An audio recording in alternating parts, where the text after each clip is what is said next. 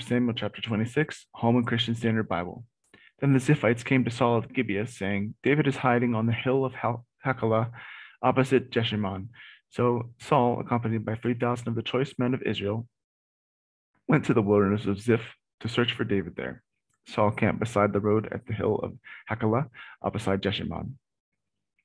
David was living in the wilderness and discovered that Saul had come there after him. So David sent out spies and knew for certain Saul had come. Immediately, David went to the place where Saul had camped. He saw the place where Saul and Abner, son of Ner, the general of his army, were laying down. Saul was lying inside the inner circle of the camp with his troops camped around him. Then David asked Ahimelech the Hittite and Joab's brother Abishai, son of Zeruiah, who will go with me into the camp of Saul? I'll go with you, answered Abishai. That night, David and Abishai came to the troops, and Saul was lying there asleep in the inner circle of the camp with his spear stuck in the ground by his head. Abner and the troops were lying around him. Then Abishai said to David, Today God has handed your enemy over to you. Let me thrust the spear through him into the ground just once. I won't have to strike him twice.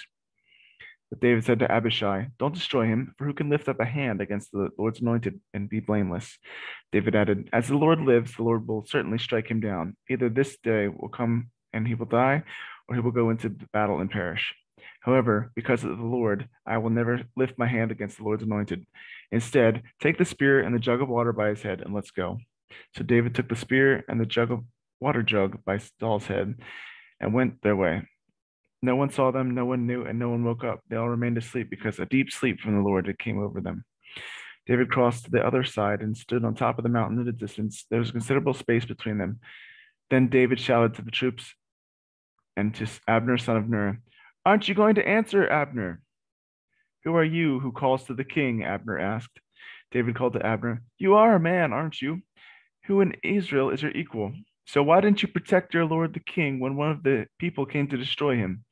What you have done is not good.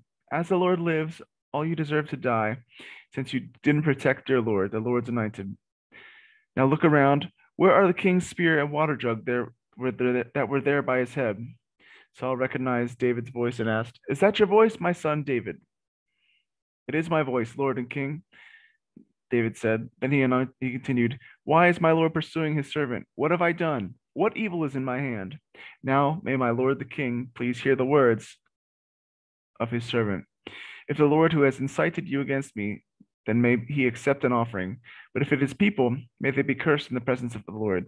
For today they have driven me away from sharing the inheritance of the Lord, saying, Go and worship other gods. So don't let my blood fall to the ground far from the Lord's presence, for the king of Israel has come out to search for a flea, like one who pursues a partridge in the mountains.